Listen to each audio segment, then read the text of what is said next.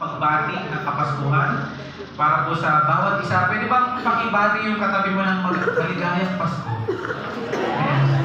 Merry Christmas. Pasko na, yung feels natin kanina, no? Bawi tayo ng pamaskong awitin. Yan, yung mga ninong at ninang natin, maghanda na para sa ating mga pamangkin. Yan.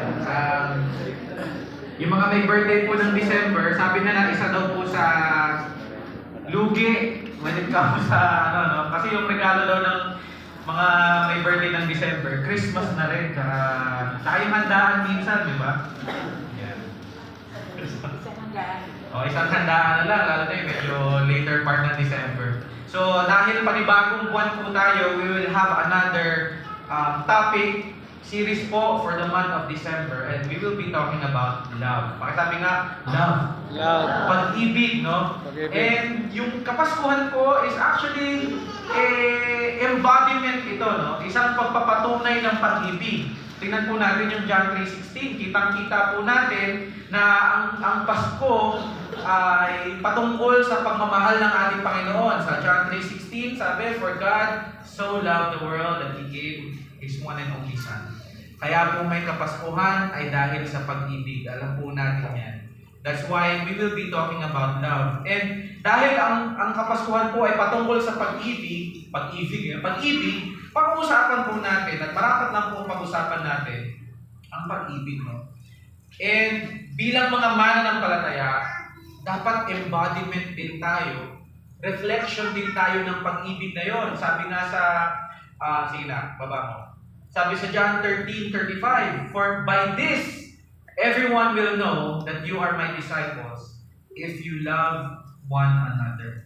Ito daw yung mark ng isang pagiging Kristiyano. Isa sa marka, isa sa nag-aangat sa atin sa mundong ito, yung kakayahan nating magmahal. Ito yung dito tayo marirecognize Marirecognize daw tayo na talagang tayo ay tagasunod ni Kristo kung tayo daw po ay marunong magmahal. Pakitignan nyo nga po yung katabi nyo, mukha bang marunong magmahal yan? And magsisimula po tayo sa pag-ibig by gaano ba tayo kinakikitaan ng pag-ibig, ng pagmamahal. Makikita nyo dito na hindi naman sinabi na makikilala tayo ng buong mundong ito. Makikilala tayo ng mundo na tayo ay tagasunod ni Kristo by sa ating pananalita. Or hindi yan sa ating pagbibigay. Hindi sa ating kaalaman. Or sa dami ng Bible verse na alam natin. Or hindi sa dahil nakikita ka nilang nagsisimba linggo-linggo. Hindi sinabi niyan that by this everyone will know that you are my disciples if you attend Bible study. Or if you can recite 12 verses.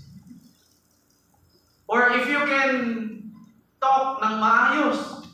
Pero sabi dito, everyone will know that you are a follower of Jesus if you love. If you have the ability to love. And maganda magkaroon tayo ng reflection, gaano ba tayo mapagmahal? Kaya naniniwala ako na dapat ang Kristiyano, tayo po yun. Dapat ang pinaka-outstanding